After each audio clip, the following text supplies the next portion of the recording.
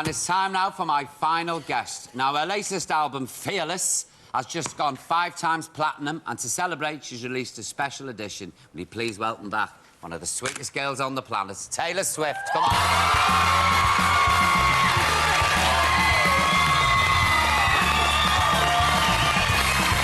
Taylor.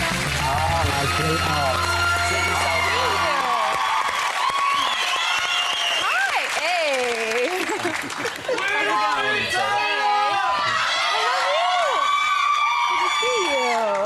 Really? You've got all the fans in, Taylor. They're awesome. They are. I love the English fans over here. It's so awesome. They come up with really creative gifts. Oh, do they? What have you had? What sorts of gifts?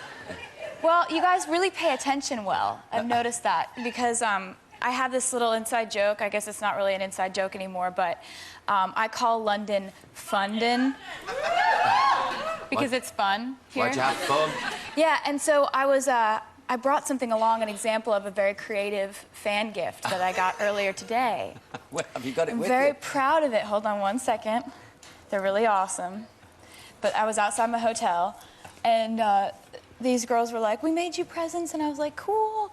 And then they held up these gloves, and it's like, "Fundin'." So creative. They've got a lot of time on their hands. You know what I get? Turkish Delight by the bucket loads. Nice. And liquor, but there's only so much I can eat. And you said one time in an interview probably that you liked them. I love Turkish Delight. Henry, it's pouring through the letterbox, Turkish Delight. Listen, congratulations, 5 times platinum. That is remarkable. Thank you. You must be delighted. You must be delighted.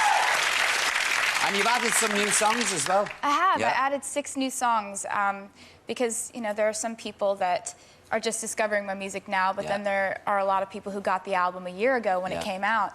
And I wanted to put some extra songs on the album and re-release it. And I'm so thankful, honestly. I never expected all of this. I'm 15. If I was 15 and knew Jack and Henry, I'd really relate to that song. I mean, thank you. There must be so many 15-year-olds now when they hear that, they go, "Oh, I'm not the only one. Somebody understands me." Well, thank you. That's actually the next single over here, and it comes out on Monday, so wish me luck. Oh, no, you don't need any luck. Taylor, go straight in, no problem.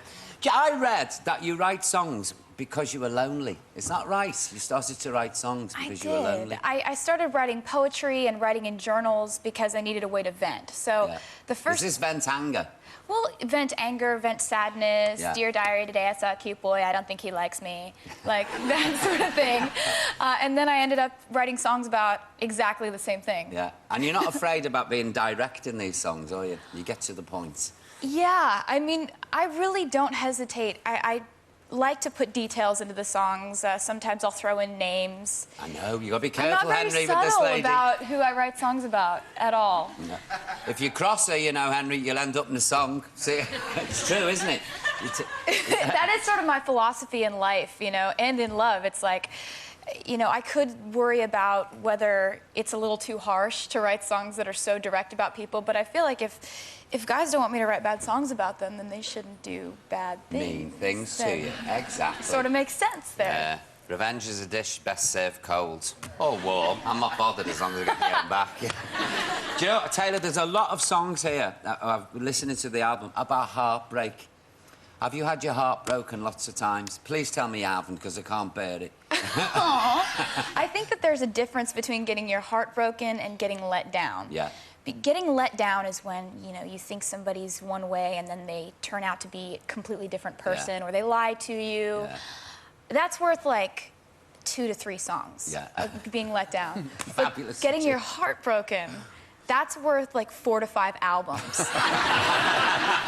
So I try to look at it on the bright side of things, is that, yeah, if you've had your heart broken, it's like, oh, that's sad, but it's very productive. Yeah.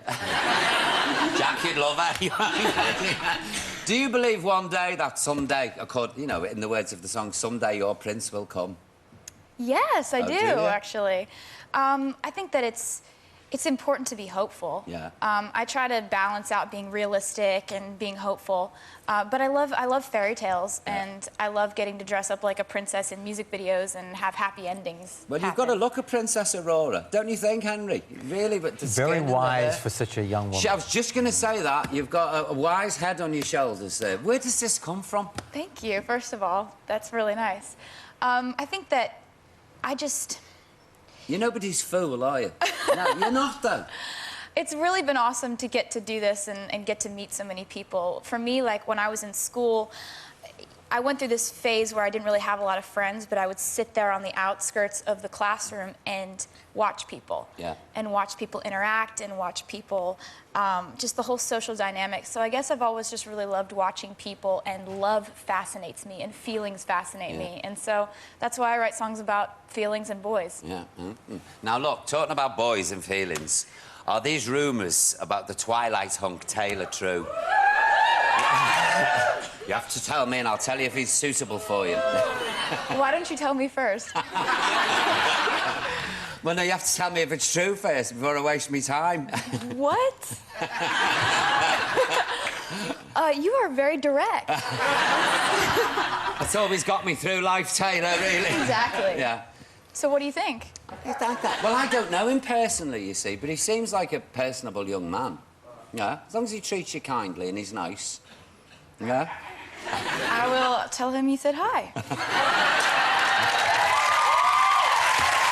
Good girl.